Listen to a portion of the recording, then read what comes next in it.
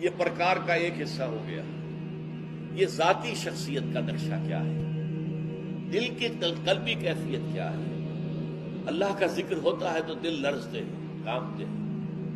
اللہ کی آیات پڑھ کر سنائی جاتی ہے تو ایمان بڑھتا ہے دل کے اندر۔ توکل ان کا صرف اللہ کی ذات پر ہے، اسباب پر نہیں ہے۔ اسباب دنیاوی، اسباب مادی پر استعمال کریں گے وہ، لیکن توکل ان پر نہیں ہے، توکل اللہ پر ہے۔ اور اس کے ساتھ پھر ان میں نماز، اقامت الصلاۃ، وہی جو میں نے سورہ نور کی آیت سنائی تھی، وہ لوگ رجال لا تلہیہم تجارۃ ولا بیع عن ذکر اللہ واقام الصلاۃ وایتاء الزکاۃ یخافون یوما تتقلب فیہ القلوب والابصار، اس کے باوجود کانپتے رہتے ہیں، لرزتے رہتے ہیں اللہ تعالیٰ کے سامنے حضور کے خوف سے۔ وہ ایک نقشہ ہو گیا۔ اب دوسرا نقشہ دیکھیے، وہ آخر کی آیات میں ہے۔